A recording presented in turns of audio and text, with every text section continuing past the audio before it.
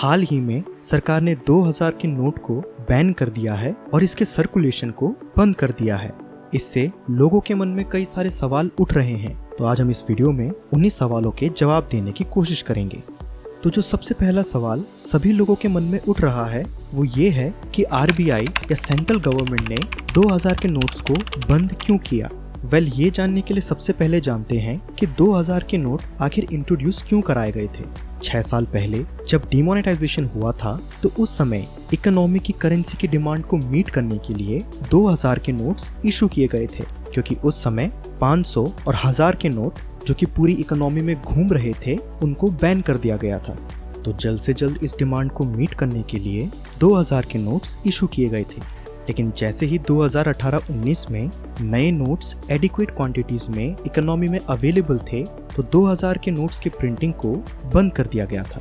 2018-19 के बाद इन नोट्स को प्रिंट नहीं किया गया, जिसकी वजह से आपने देखा होगा कि हमें एटीएम्स में भी 2000 के नोट्स नहीं मिलते हैं। ये आरबीआई और सरकार का पहले से ही प्लान था कि 4 से 5 साल के पश्चात ये 2000 के नोट को बंद कर दिया जाएगा।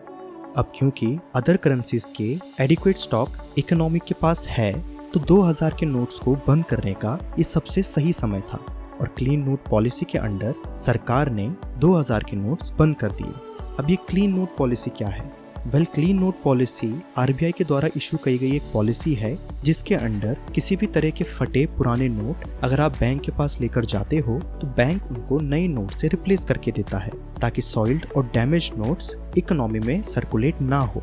तो इसी पॉलिसी के अंडर अगर आप अपने 2000 के नोट को बैंक के पास लेकर जाते हैं तो बैंक आपसे बिना सवाल पूछे उन नोट्स के बदले आपको दूसरे नोट्स प्रोवाइड कराएगा। अब दूसरा सवाल जो लोगों को परेशान कर रहा है वो ये है कि क्या ये नोट्स किसी भी तरीके से लीगल टेंडर नहीं है? 2000 के नोट्स 23 मई से 30 सितंबर के बीच आप कभी भी बैंक में जाकर रिप्लेस करवा सकते हैं और तब तक इन नोट्स के थ्रू आप कोई भी ट्रांजैक्शन कर सकते हैं। अब अगला सवाल ये है कि 30 सितंबर के बाद आखिर इन नोट्स का क्या होगा? आरबीआई ने ये बात तो अभी तक क्लैरिफाई नहीं की है, लेकिन अभी तक जितना सुनने में आया है उसके मुताबिक 30 सितंबर के बाद 2000 के नोट्स किसी भी तरीके से इफेक्टिव और लीगल टेंडर नहीं माने जाएंगे।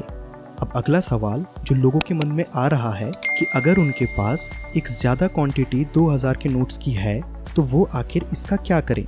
तो देखिए, सरकार ने 2000 के बैंक नोट्स को जमा करने पर एक लिमिट लगाई हुई है। आप एक समय में 10 नोट्स यानी कि 20,000 रुपए ही एक्सचेंज करवा सकते हैं। उसके ऊपर जितना भी अमाउंट है वो 20-20 हजार करके आपको अलग अलग दिन बैंक को विजिट करना होगा। आप इन 2000 के नोट्स को बिजनेस कॉरेस्पॉन्डेंट्स के थ्रू भी एक्सचेंज करवा सकते हैं, पर उसकी लिमिट है 4000 पर डे एक अकाउंट होल्डर के लिए। लेकिन अगर आप एक्सचेंज नहीं कराते हो और अपने बैंक अकाउंट में उन पैसों को जमा करवाते हो तो उसके लिए किसी भी तरीके की कोई भी लिमिटेशन नहीं है। बस आपका केवाईसी और बाकी रेगुलेटरी जो रिक्वायरमेंट्स होती हैं वो फुलफिल होनी चाहिए। अब अगला सवाल है कि आखिर इन नोट की एक्सचेंजिंग कब से शुरू की जा सकती है? तो इसका जवाब है कि 23 मई के बाद 30 सितंबर तक आप कभी भी बैंक में जाकर अपने नोट्स को एक्सचेंज करवा सकते हो या डिपॉजिट करवा सकते हो। तो इस वीडियो का सबसे आखिरी सवाल ये है कि क्या कोई अदर मोटिव है सरकार का 2000 के नोट्स को बैन करने का? अदर और सबसे इम्पोर्टेंट मोटिव है करप्ट लोगों को सामने लाना।